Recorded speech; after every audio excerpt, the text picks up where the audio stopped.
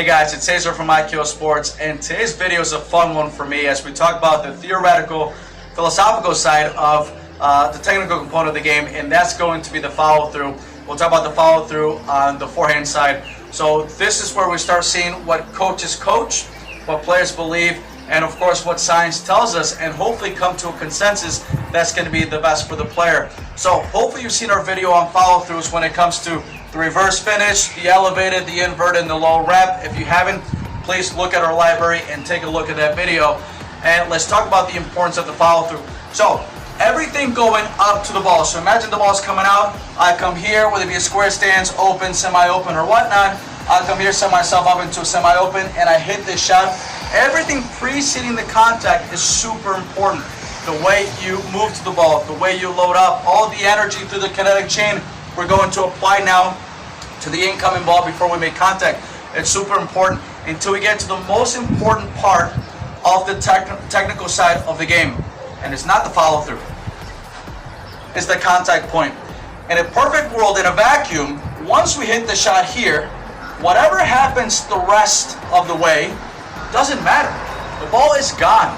So whatever you did to that ball, the ball is bye-bye, is gone, and hopefully, of course, is going to where you want it. So if you, again, in a vacuum, in a perfect world, if you were to hit this shot and then walk away in a vacuum world, whatever you did to the ball is going to come, okay, hopefully to the maximal potential that you wanted, or the maximal outcome that you wanted on the shot. Now, so when it comes to shot production, the follow-through is not important. When it comes to injury prevention, the follow-through is extremely important. And this is where we have to differentiate between technique for performance and technique for injury prevention. So, again, same shot, same ball, I hit. If I stop all the energy I brought to my body and I stop suddenly, now I'm bringing in a lot of forces that are going to affect especially the smaller joints, okay? And then, of course, later on the bigger muscle groups.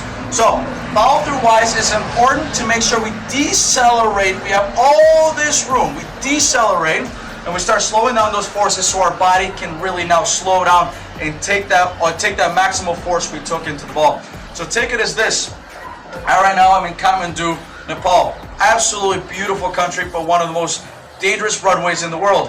If you have a runway and the plane is landing and it has a long runway, we've all been through this, where we take a long runway and we're landing and it's really, really long, the plane has a long time to decelerate and it's a smoother landing for the most part. Depends on the pilot.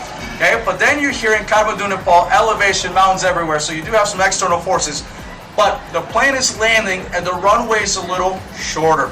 So all of a sudden the plane is landing. Imagine now that we're landing here. It's landing right there. The plane has to now slam on the brakes a little bit more or a little bit harder to make sure that, of course, we stop and we don't fall off the mountain, Mount Everest, okay? So, okay, anytime you slow down fast, we feel the blow. Same thing here. If we follow through and we stop, now the small joints, the small muscle groups, and then later on the large muscle groups are going to take that overuse, and injuries, the risk of injury is going to be much, much higher. So again, follow-through is super important in the injury aspect of things, not in the performance aspect of things. So later on, we'll do videos and subsequent videos talking about where the follow-through or what kind of follow-through should match up, what kind of shot, to make sure we understand the performance aspect, but not the injury aspect. So again, I love this topic, very theoretical, again, very technical.